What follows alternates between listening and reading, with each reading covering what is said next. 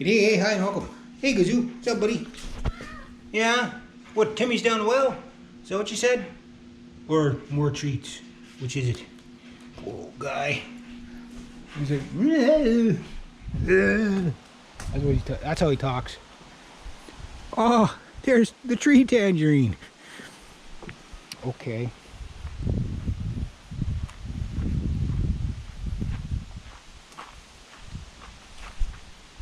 Hi, tree tangerine. I'm sorry again.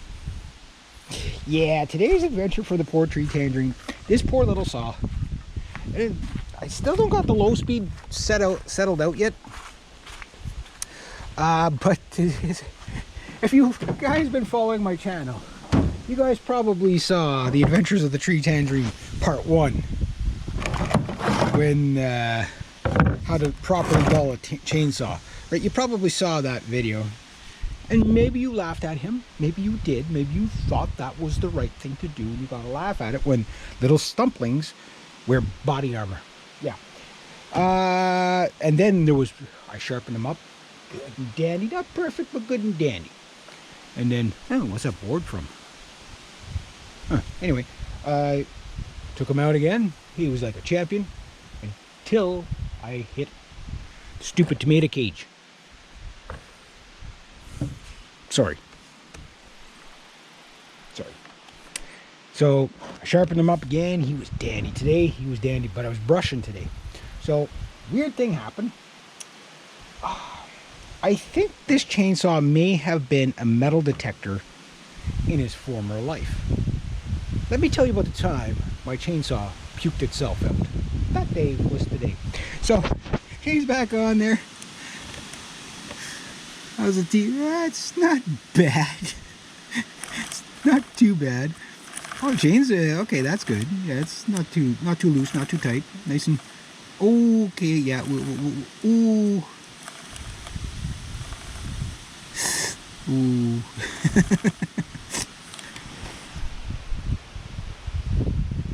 Sorry.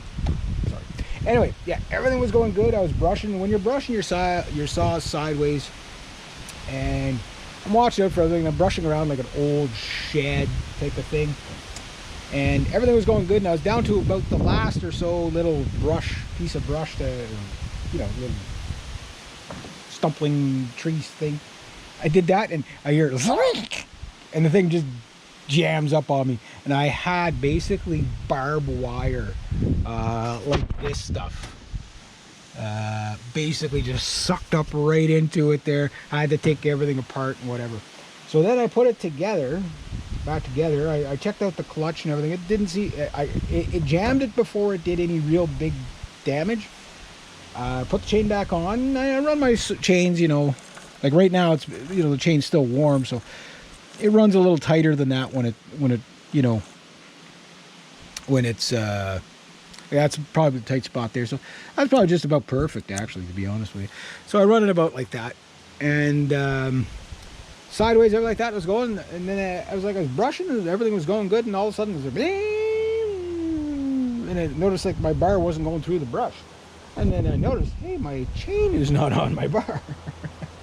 So that's the first time this saw through a chain. So I was like, oh, did that sucking up some barbed wire into fencing into there mess it up? But I don't think it did. But this worked. That worked.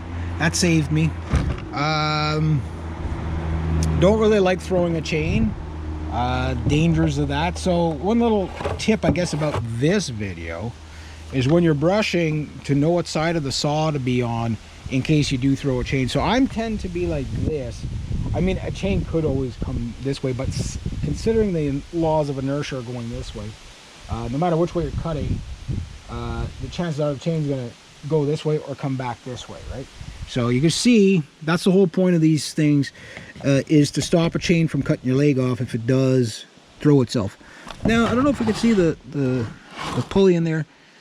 It didn't look too mangled. A little bit dirty in there. I'll have to clean it again. It'll be the third time today I clean this out. The amount of like stump guts and stuff I get in here. So that was a first time that safety feature was used on this saw. First time I threw a chain on this side, not the first time I saw us throwing a chain on me, but when you're brushing it, I mean, little tip when you're brushing, stay away from here if you can. I know it's tempting because you're bending over and stuff like that. Try to stay away from here. Try to cut more down here. They get the saw right down, and get yourself lined up, and then come in like that, and or just walk with it, whatever you got to do, and just make sure that you're ready for the kickback, if there's a kickback. But yeah, try to stay more in the center. Maybe not there, but around here. Try to avoid there as much as possible. It will kick back. And if you're brushing this way, same thing. Just watch, because what happens with this is it goes and it tends to, kick back that way. Sometimes what I do is I put the saw up against me, so if it naturally kicks the saw away from me. But I'd have to show you how I do it, just to show you how I do it. But once again, I beat him up. Again, this saw, it owes me nothing. So it earned another $90 today. I did use Mini Beast there for 1 or 2 little trees. I'm trying to get my max money out of that before I hand it over to my dad. So 'cause I do want to give it to him, but I also, the caveat is this: you can have this off for free if it can survive the next 30 days of me owning it. that's the only catch. Yeah, you can have that saw for free, but it's got to survive me. So but I do take care of that little saw. I still don't have the low speed quite sorted out yet. When the chain is sharp on it, it does cut pretty dandy. Great little brushing saw. One thing I wish you could get, a saw like that, I'll just get inside because it's getting too windy. A saw like that wouldn't be powerful enough to do it, but if you could get, like, say, a 30-inch bar on something like that, that was able to just limb, like nothing bigger than that, 2-inch tops kind of stuff, I'd be dandy for that because it's so lightweight. But yeah, no, that was the adventure of the tree tangerine today. So I'm working on it paying for itself the 3rd time round. Again, if it survives, if I can get it to pay for itself about 4 times, I'll be happy with that, because I'll it already owes me nothing, but it's just nice when it just keeps giving and giving and giving cash, right? So yeah, that's what I've done with the tree tangerine today. Brushing was kind of the forte of the day. A nice day for it. Flies were kind of bad, but at least there was a bit of a wind. So yeah. But yeah, so that's what it did. It threw the chain. So whenever you get, like, I was lucky that the barbed wire didn't go all the way around the pulley. It just it jammed it just enough. Had it been a more powerful saw, it might have sucked it in a bit more and then really done damage. So I'm going to have to do a good inspection of the bar.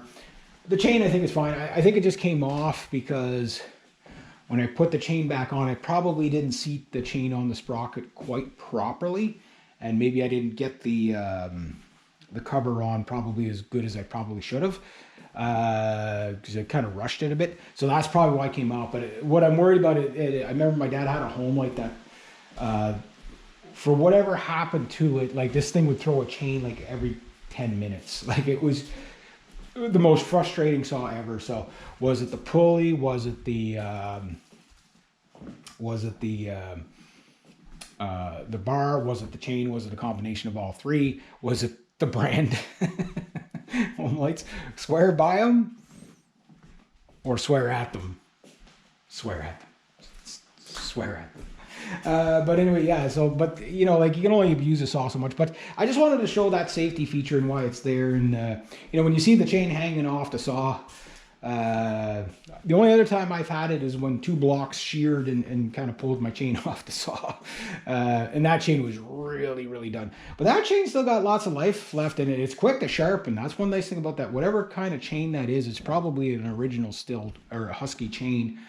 It sharpens up so sweet and easy. It's just I keep dulling it.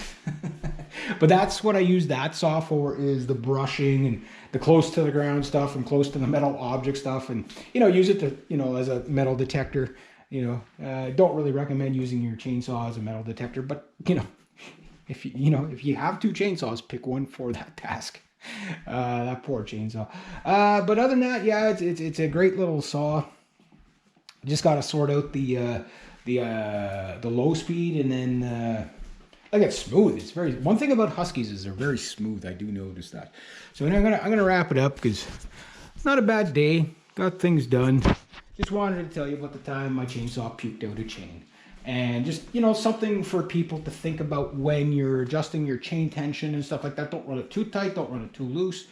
And just, when the saw is sideways, check how the tip of your bar, the sprocket on the tip of your bar and stuff like that's doing. And check out your sprocket on your clutch, see how worn that is, because that contributes to it too.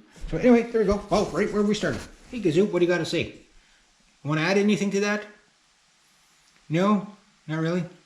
He's like, why are you talking to me, human? All right. Anyway, there you go. Have yourselves a good day.